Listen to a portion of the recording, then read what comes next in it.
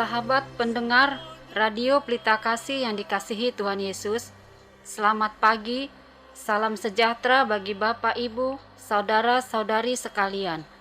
Selamat berjumpa kembali dengan pelayanan Renungan Harian Salum. Bagi sahabat pendengar RPK yang berada di rumah maupun yang dalam perjalanan menuju tempat bekerja, Tuhan Yesus memberkati kita sekalian. Saya Sintua Esther Raja Guguk Berlumban Gaul dengan sukacita akan melayani sahabat pendengar RPK sekalian sebagai pelayan pendamping pembawa renungan. Renungan di pagi hari ini dibawakan oleh Sintua Evangelis Binsar Siregar dari HKBP Kernolong, Resort Jakarta.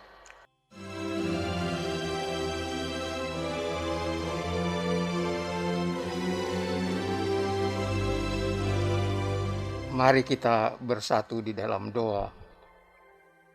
Puji dan syukur kami panjatkan kehadirat-Mu ya Tuhan, atas penyertaan-Mu dalam acara renungan pagi hari ini. Kami mohon tuntunan-Mu agar renungan ini menjadi berkat dan sukacita bagi pendengar siaran ini. Kami berdoa bagi sahabat pendengar yang saat ini sedang terbeban berat, baik karena masalah pekerjaan, keluarga maupun penyakit. Kiranya Tuhan berkenan menyembuhkan mereka. Sebelum mendengar firman-Mu, urapi hati dan pikiran kami, agar kami layak bersekutu dengan-Mu. Hamba-Mu yang menyampaikan firman, urapi dengan Roh-Mu yang kudus, agar layak menjadi saluran berkat-Mu. Dalam nama Tuhan Yesus kami berdoa dan mengucap syukur. Amin.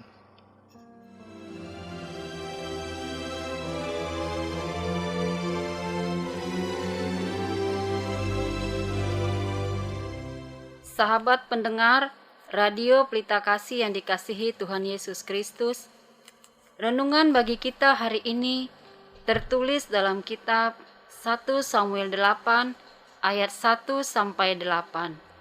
1 Samuel 8 ayat 1 sampai 8. Demikianlah firman Tuhan. Setelah Samuel menjadi tua, diangkatnyalah anak-anaknya laki-laki menjadi hakim atas orang Israel. Nama anaknya yang sulung ialah Yoel, dan nama anaknya yang kedua ialah Abia. Keduanya menjadi hakim di Berseba. Tetapi anak-anaknya itu tidak hidup seperti ayahnya. Mereka mengejar laba, menerima suap, dan memutarbalikkan keadilan. Sebab itu berkumpullah semua tua-tua Israel. Mereka datang kepada Samuel di Rama dan berkata kepadanya, "Engkau sudah tua dan anak-anakmu tidak hidup seperti engkau. Maka angkatlah sekarang seorang raja atas kami untuk memerintah kami, seperti pada segala bangsa-bangsa lain." Waktu mereka berkata, "Berikanlah kepada kami seorang raja untuk memerintah kami," perkataan itu mengesalkan Samuel. Maka berdoalah Samuel kepada Tuhan. Tuhan berfirman kepada Samuel, "Dengarkanlah perkataan bangsa itu dalam segala hal yang dikatakan mereka kepadamu. Sebab bukan engkau yang mereka tolak, tetapi akulah yang mereka tolak, supaya jangan aku menjadi raja atas mereka. Tepat seperti yang dilakukan mereka kepadaku, sejak hari aku menuntun mereka keluar dari Mesir sampai hari ini, yakni meninggalkan daku dan beribadah kepada Allah lain. Demikianlah juga dilakukan mereka kepadamu." Dan sebagai ayat pembimbing bagi kita, yaitu ayat 5. "Engkau sudah tua dan anak-anakmu tidak hidup seperti engkau. Maka angkatlah sekarang seorang raja atas kami untuk memerintahkan kami, seperti pada segala bangsa-bangsa lain."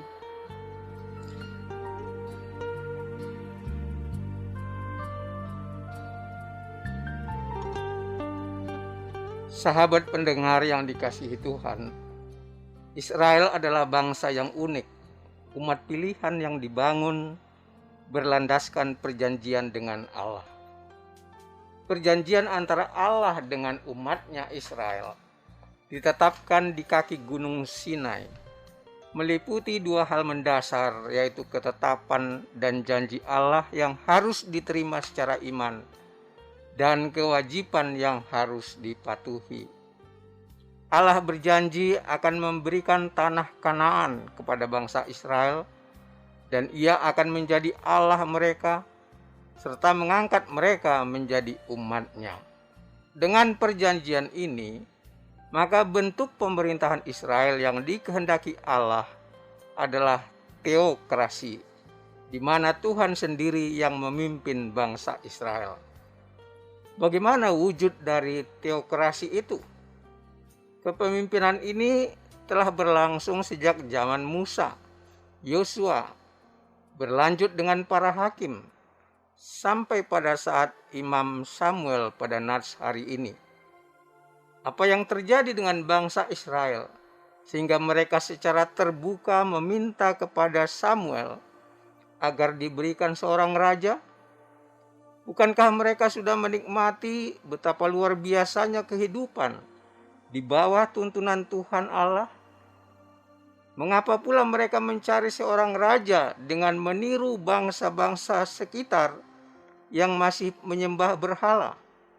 Saudara pendengar, untuk menjawab pertanyaan ini, mari kita bahas kepemimpinan teokrasi yang telah dialami bangsa Israel selama ini dibandingkan dengan kepemimpinan monarki atau kerajaan yang mereka usulkan pada Nats ini.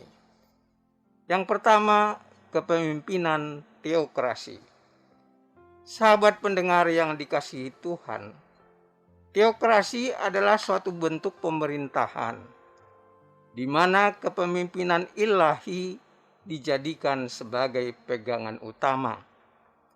Dalam perjalanan bangsa Israel keluar dari perhambaan Mesir di bawah kepemimpinan Musa, kita melihat bagaimana luar biasa penyertaan Tuhan selama 40 tahun mengembara di padang pasir. Begitu juga ketika bangsa Israel akan memasuki tanah perjanjian Kanaan, Yosua melalui penyertaan Tuhan yang luar biasa dapat memasuki tanah Kanaan dengan sukses. Pada masa hakim-hakim, penyertaan Tuhan melalui para hakim dapat melepaskan bangsa Israel dari mara bahaya dan melewati berbagai krisis. Secara nyata, kepemimpinan teokrasi ditampilkan oleh para pemimpin Israel, seperti Musa yang telah membawa orang Israel keluar dari perbudakan Mesir, di mana Musa memiliki otoritas kepemimpinan setelah ia dengan sungguh-sungguh menyerahkan segala ketakutannya pada Tuhan, mau mendengar perintah-perintahnya dan menaatinya. Begitu pula halnya dengan penerus Musa, yaitu Yosua. Ia telah berhasil membawa bangsa Israel melalui tanah perjanjian Kanaan dan memasukinya. Yosua adalah seorang yang saleh dan telah berikrar bahwa ia dan keluarganya akan selalu taat beribadah kepada Tuhan. Dalam menjalankan kepemimpinannya, Yosua melandaskan pada pengetahuan, integritas pribadi, dan ketaatannya kepada Tuhan. Setelah kematian Yosua, bangsa Israel mengalami kemerosotan rohani, sosial, dan moral. Yosua sudah membinasakan sebagian besar orang Kanaan. Namun sesudah kematiannya ternyata masih cukup banyak orang Kanaan yang tinggal di negeri itu. Allah telah memerintahkan agar bangsa Israel menghalau mereka karena ajaran agama mereka bejat dan penuh hawa nafsu. Namun bangsa Israel gagal melaksanakan perintah itu, bahkan berkompromi dengan orang-orang Kanaan, sehingga mendatangkan kekalahan dan kehancuran bagi bangsa Israel. Baal, penghulu dewa yang dipuja oleh orang Kanaan, menjadi dewa kesuburan, hujan, dan tanaman. Penyembahan Baal merupakan pelacuran agama dan mereka memberikan korban anak-anak mereka. Kompromi Israel dengan Baalisme adalah perbuatan yang terkutuk. Angkatan baru Israel telah menyimpang dari komitmen dasar yang dibuat orang tua mereka, yaitu memiliki hubungan pribadi dengan Tuhan. Mereka berkompromi dan menyesuaikan diri dengan gaya hidup orang Kanaan, sehingga hukuman Allah seperti penindasan dan perbudakan menimpa Israel akibat kemurtatan mereka. Pada kitab Hakim-Hakim 2 ayat 16 dikatakan Tuhan membangkitkan hakim-hakim untuk menyelamatkan bangsa Israel. Mereka bertindak sebagai pemimpin militer atau pemimpin suku ketika Israel sedang mengalami kemerosotan rohani dan moral. Allah mengangkat mereka untuk membebaskan umatnya dari musuh-musuh mereka setelah mereka bertobat. Beberapa tokoh terkenal dari para hakim ini antara lain adalah Deborah, Gideon, Jepta, dan Simson. Samuel yang menjadi tokoh nats kita hari ini adalah hakim yang terakhir. Tapi di samping sebagai hakim, dia adalah nabi pertama yang tidak termasuk dalam kitab Hakim-Hakim karena merupakan kitab tersendiri. Sahabat pendengar yang dikasihi Tuhan, uraian di atas merupakan peristiwa yang melatar belakangi nats pembimbing hari ini, di mana bangsa Israel meminta kepada Samuel agar diberi seorang raja karena mereka kecewa dengan dua anak Samuel yang diangkat menjadi hakim mereka, yaitu Joel dan Abia. Dalam realitasnya ternyata kedua hakim itu tidak seperti ayahnya. Mereka berperilaku buruk, suka mengejar laba, menerima suap dan memutarbalikkan keadilan.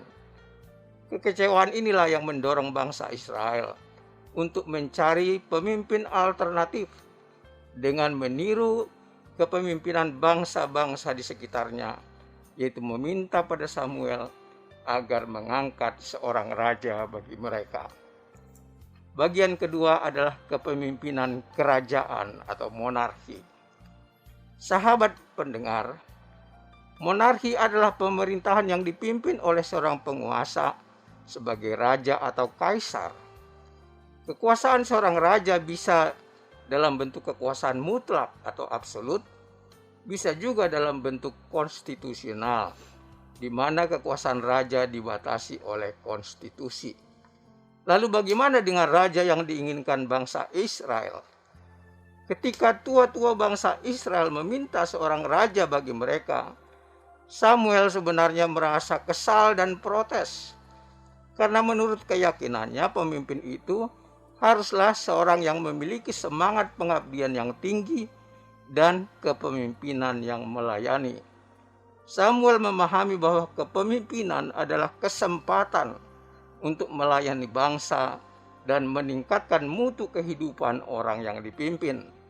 Karena itulah sebelum memberi jawaban, ia berdoa terlebih dahulu dan meminta petunjuk Tuhan. Namun dalam doanya itu, Tuhan berfirman agar ia mau mendengarkan permintaan bangsa Israel.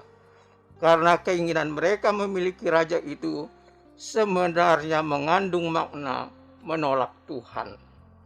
Dalam 1 Samuel 8 ayat 7, Tuhan berfirman pada Samuel, "Dengarkanlah perkataan bangsa itu dalam segala hal yang dikatakan mereka kepadamu, sebab bukan engkau yang mereka tolak, tapi akulah yang mereka tolak, supaya jangan aku menjadi raja atas mereka." Sahabat pendengar, pemerintahan Israel selama ini bersifat teokrasi, karena Allah yang memerintah melalui bimbingan langsung melalui wahyu, firman, maupun para pemimpin terpilih yang diurapi. Namun ketika mereka meminta dipimpin raja, maka raja akan naik tahta berdasarkan keturunan, bukan lagi atas pilihan Allah secara langsung. Konsekuensinya, pemerintahan ini bisa dipimpin oleh raja-raja yang jahat dan dursila yang akan menghalangi kepemimpinan Allah atas umatnya. Sahabat pendengar yang dikasihi Tuhan, apa makna permintaan bangsa Israel akan seorang raja? Nats ini jelas menggambarkan bahwa itulah sikap bangsa Israel yang menolak kepemimpinan Allah atas umatnya. Allah sesungguhnya tidak menyetujui sikap bangsa Israel itu sebagai umat pilihannya. Tetapi Allah mengizinkan hal itu terjadi untuk memenuhi kehendak bebas manusia. Lalu bagaimana kelangsungan pemerintahan Allah? Pada akhir sejarah, Allah akan mengambil kembali kepemimpinannya secara langsung atas umatnya melalui Tuhan Yesus Kristus, dan kerajaannya adalah kekal untuk selama-lamanya. Wahyu 21 ayat 3 mengatakan, "Lihatlah, kemah Allah ada di tengah-tengah manusia, dan ia akan diam bersama-sama dengan mereka. Mereka akan menjadi umatnya, dan ia akan menjadi Allah mereka." Amin. Mari kita berdoa. Tuhan yang Maha Baik, terima kasih atas firman-Mu yang menyadarkan kami akan pentingnya penyertaan-Mu dalam hidup kami. Melalui firman pagi ini Engkau mengajarkan kami bagaimana memaknai kerajaan-Mu yang bukan hanya terbatas pada kerajaan di dunia ini yang penuh dengan suka duka, tantangan, dan penderitaan, tapi juga pada kerajaan-Mu yang akan datang, kerajaan yang kekal sampai selama-lamanya. Tuntun kami ya Tuhan, agar tetap setia dan taat kepadamu. Menangkan kami dalam pertarungan hidup kami, agar layak menerima mahkota kehidupan yang telah Tuhan sediakan bagi kami. Terima kasih Tuhan, dengarlah doa kami yang kami alaskan hanya di dalam nama Tuhan Yesus. Amin.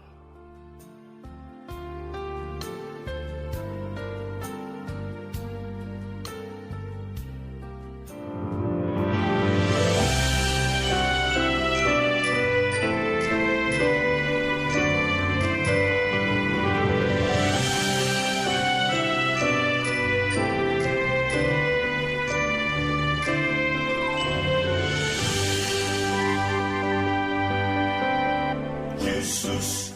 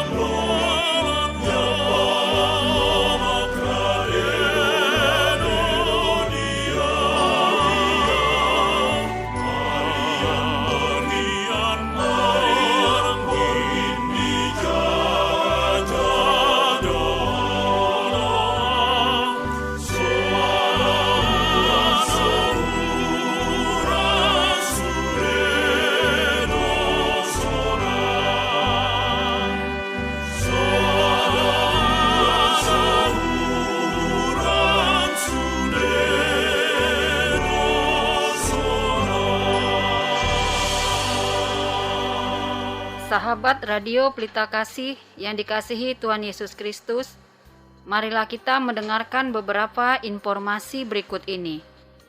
Bila Anda ingin merespon renungan pada pagi hari ini, dapat menghubungi Amang Sintua Evangelis Binsar Siregar dengan nomor telepon 0815 8465 7186. Renungan Harian Salom ditulis oleh para hamba Tuhan dari berbagai gereja. Saat ini pendistribusian dilakukan secara online. HKBP Kernolong memiliki ruangan serbaguna dengan kapasitas 400 orang. Selama masa pandemi, kapasitas disesuaikan dengan peraturan yang berlaku. Bagi yang membutuhkan, dapat menghubungi Ibu Sunurat dengan nomor telepon 021 390 9785 atau Ibu Sintua Nyonya Lumban Raja Boru Situmorang dengan nomor telepon 0812 1470 7797. Jam ibadah dan gembala. Selama pandemi COVID-19, ibadah dilaksanakan menjadi 2 kali, yaitu ibadah umum jam 9.30 sekaligus live streaming di YouTube channel HKBP Kernolong, dan ibadah kedua jam 17 atau jam 5 sore tanpa live streaming. Digembalakan oleh Pendeta Robert Sontar Pandiangan MTH, Pendeta Sahat Barulian Nababan STH, dan Bibelfro Juliani Boru Tarihoran. Bagi Anda yang ingin didoakan, dapat menghubungi Inang Sintua Hotmatiur Tampu Bolon Boru Manurung dengan nomor telepon 0812 9087 563. Segenap pengurus Renungan Harian Salom menyampaikan salam kasih kepada seluruh pendengar setia dan pendukung acara ini, kepada jemaat Tuhan interdenominasi dan seluruh jemaat HKBP dimanapun berada. Kiranya Tuhan Yesus senantiasa memberkati kita semua. Horas.